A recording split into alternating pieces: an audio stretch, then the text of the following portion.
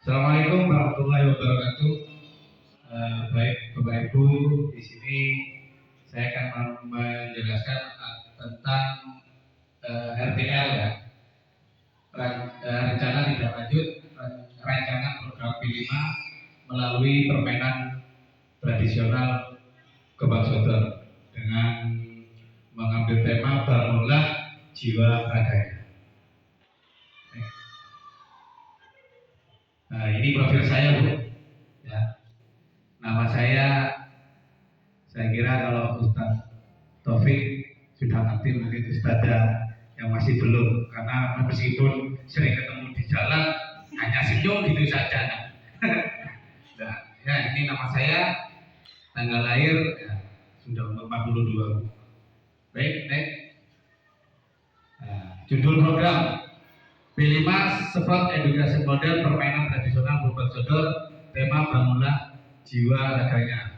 Dimensi profil Pancasila adalah mandiri dan gotong royong. Sport edukasi model ini pembelajaran yang berpusat pada peserta didik melalui permainan Gebang Sodor. Biasanya disingkat oleh SEM ya. Itu kemarin saya 1 minggu di Lumajang mengerti tentang sport edukasi model. Jadi siswa itu secara keseluruhan itu terlibat langsung dalam suatu permainan atau perlombaan. Misalkan karena di sini saya ngambil Gebang Sodor, nanti ada yang jadi panitia, ada yang jadi peserta, ada yang jadi supporter dan lain sebagainya. Nah, ini latar belakangnya. Dalam program ini kami akan menyuguhkan kembali permainan tradisional Gebang Sodor dengan pendekatan sport edukasi model. Suara peserta didik akan didengar dalam pemilihan tim, strategi permainan, dan aturan yang disepakati bersama. Pilihan akan diberikan kepada peserta didik untuk mengembangkan kreativitas dalam modifikasi permainan. Kepemilikan akan dibangun melalui proses pembelajaran sepanjang hayat, di mana peserta didik mencari akar utama dalam pencapaian tujuan. Yang saya katakan tadi, dalam sport edukasi model ini nantinya mungkin peserta didik itu bisa mengembangkan di lingkungannya, karena sudah diajarkan di sekolah tentang menjadi panitia, menjadi peserta, dan juga menjadi perangkat pertandingan dalam Gebang Sodor.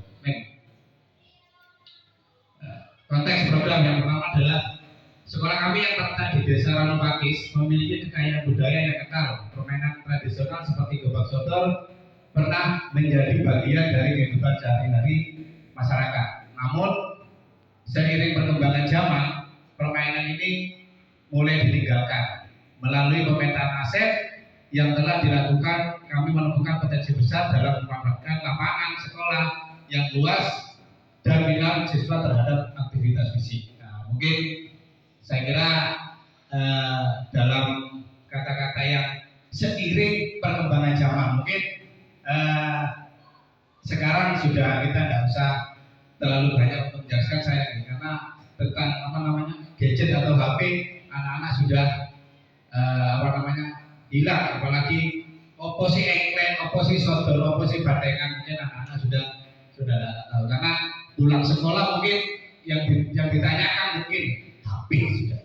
Nah, yang kondisi kesenjangan, aset. Nah, ini aset adalah memanfaatkan lingkungan sekolah, karena kita mempunyai lingkungan yang cukup luas, sedangkan anak-anak kalau saya tanya materinya dalam permainan tradisional yang dipilih memang Gebang Sodor. Baik. Yang kedua adalah kondisi kesenjangan. Berdasarkan survei yang kami lakukan, banyak siswa yang lebih tertarik pada permainan digital daripada permainan tradisional. Selain itu, minat membaca, ini ada hubungannya dengan literasi siswa. Aktivitas fisik siswa masih perlu ditingkatkan. Berdasarkan survei, ini memang sekarang itu apalagi yang cowok ya, peserta didik yang laki-laki, ya kalau ditanya, dia main pak, gitu. Kalau yang perempuan mungkin karena saya secara tidak langsung, kalau di dalam suatu pembelajaran tiba-tiba ada anak yang kamu sering lihat TikTok, iya pak, sampai rumah ya dilihat tapi ya TikTok. Next. Tujuan program yang pertama adalah meningkatkan minat dan partisipasi siswa dalam aktivitas fisik. Yang kedua adalah menumbuhkan rasa cinta terhadap permainan tradisional dan budaya bangsa. Yang ketiga mengembangkan keterampilan sosial, kerjasama dan sportivitas. Yang keempat adalah menerapkan nilai-nilai Pancasila dalam kehidupan sehari-hari khususnya mandiri dan gotong royong. Yang saya jelaskan hanya mungkin di poin yang keempat, menerapkan nilai-nilai Pancasila. Dalam kehidupan sehari-hari khususnya mandiri dan gotong royong. Mungkin dalam permainan gotong royong itu kan yang dibutuhkan adalah kalau yang mandiri mungkin dia di mana untuk mencari uang yang sebanyak-banyaknya dan bisa melewati rintangan kan gitu. Kalau gotong royong mungkin tim ada hubungannya dengan tim karena gotong royong ini adalah permainan tim. Capaian dan langkah-langkah. Kalau tujuan nggak bisa digeser. Meningkatkan minat partisipasi siswa dalam aktivitas fisik, menumbuhkan rasa cinta terhadap permainan. Ini tujuannya. Tradisional dan budaya bangsa, mengembangkan keterampilan sosial serta menerapkan nilai-nilai Pancasila dalam kehidupan sehari-hari. Terus untuk capaiannya adalah 80% siswa aktif berpartisipasi dalam sesi permainan. Siswa mampu menjelaskan secara dan aturan permainan, sejarah dan aturan permainan gotong royong. Siswa mampu bekerja sama dalam tim dan menghargai perbedaan. Siswa mampu menunjukkan sikap mandiri dan gotong royong dalam kehidupan sehari-hari. Langkah-langkahnya adalah pembentukan tim, latihan dasar, pertandingan persahabatan, diskusi kelompok, presentasi dan pembuatan protes dan post-test, pembentukan tim, refleksi setelah permainan dan pemberian penghargaan. Mungkin yang saya jelaskan adalah siswa mampu menunjukkan sikap dicapaian. Siswa mampu menunjukkan sikap mandiri dan gotong royong. Saya kira memang setelah jujur saja kita, setelah saya mengikuti program PKG ini, yang dulunya saya itu setelah melakukan pembelajaran itu tidak ada yang namanya refleksi, itu saya tidak pernah. Tapi sekarang setiap selesai belajar berarti saya lakukan hal-hal seperti itu. Anak-anak, iya Pak, kemarin saya juga di rumah bermain jodor sama teman-teman. Yang kedua ada pembentukan tim, latihan dasar. Mungkin kalau ini latihan dasar ini saya lakukan di dalam kelas. Aturannya seperti ini nanti anak-anak praktek di lapangan. Struktur program dan mitra. Ini hubungannya dengan Pak Guyuban, orang tua. Struktur program atau pembelajaran dilakukan secara tematik, terintegrasi dan muatan pembelajarannya muatan pembelajaran lainnya. Mitra, saya sendiri guru PJOK, guru kelas, orang tua dan komunitas sekolah. Mungkin guru PJOK ini saya bisa bertukar pendapat atau musyawarah dengan mungkin kalau di lingkungan olahraga di keluarga PJOK mungkin ada kakak GBC.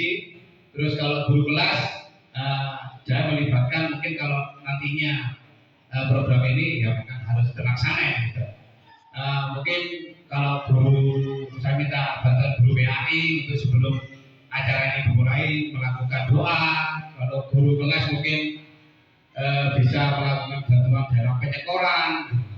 Terus orang tua mungkin saya mengundang orang tua itu mungkin secara tidak sengaja dalam program ini saya mungkin ada orang tua yang mantan atlet gitu. Bisa diajak kerjasama serta komunitas sekolah. Komunitas sekolah ini mungkin Pak Guyuban. Kapasitas kelas dan sekolah. Kelas kami memiliki jumlah keseluruhan kalau tidak salah 74 dengan siswa dengan beragam minat dan kemampuan guru. PJOK memiliki kompetisi dalam mengajarkan permainan tradisional.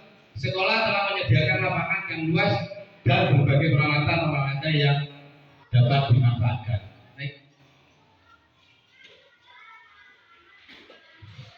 rencana dan evaluasi. Evaluasi akan dilakukan secara berkelanjutan melalui yang pertama adalah observasi, mengamati perilaku siswa selama proses pembelajaran, angket, mengumpulkan umpan balik dari siswa, guru dan orang tua. Dokumentasinya adalah mengumpulkan data berupa foto dan video. Nah, kemungkinan tantangan, ini yang menarik saya ngomong sedikit tantangan. Yang pertama adalah minat siswa yang berbeda-beda, menawarkan variasi permainan dan memberikan pilihan kepada siswa. Hubungannya dengan minat. Seringkali saya, ayo sekarang kita keluar, kita melakukan pemasak, setelah itu kita melakukan permainan gebak sodor. Pak, malah gebak sodor melolok. Nah, itu tantangan juga. Ya. Yang kedua adalah keterbatasan waktu, mengoptimalkan waktu pembelajaran dengan kegiatan yang menarik. Ini kita mungkin bukan hanya guru juga saja, di mana kita melakukan pembelajaran dengan kegiatan yang menarik di kelas. Yang ketiga adalah kondisi cuaca yang tidak mendukung, menyiapkan alternatif kegiatan indoor. Mungkin ini kalau hujan mulai pagi, kita, aduh udah tak olahraga boleh Pak. Nah, ini kita harus menyiapkan alternatif kegiatan yang sekiranya memanfaatkan di dalam kelas. Nah, kalau sudah ada kata-kata terima kasih ini, ya kok ketemu.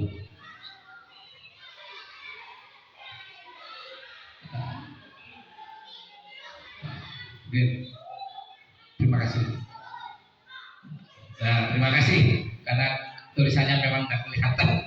Sebenarnya tidak ada ya Ustaz, karena memang saya kasih di bawahnya ini. Aduh, foto ini burung.